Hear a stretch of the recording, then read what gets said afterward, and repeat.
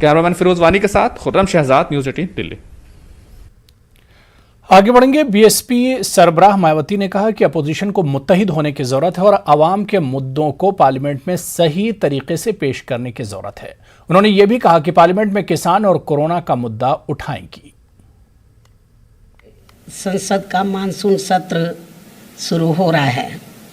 इस सत्र में पार्टी ने संसद के दोनों सदन में अपनी पार्टी के नेताओं व सांसदों को ये निर्देशित किया है कि वे दोनों सदन में संसद के नियमों के तहत चलकर देश, राष्ट्रहित व जनहित के मुद्दों को पूरी तैयारी व दमदारी के साथ जरूर उठाएं।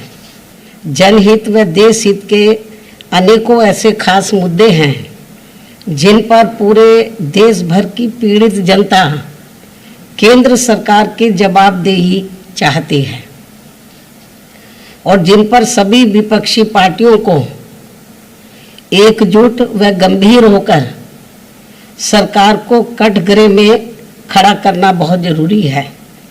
जनता की यही चाहत व समय की मांग भी है और इस मामले में खासकर केंद्र सरकार के 3 नए कृषि कानूनों की वापसी की मांग को लेकर काफ़ी लंबे समय से दिल्ली सीमा पर व अन्य और स्थानों पर भी पूरे जी जान से आंदोलित किसानों के प्रति केंद्र सरकार की उदासीनता अति दुखद है।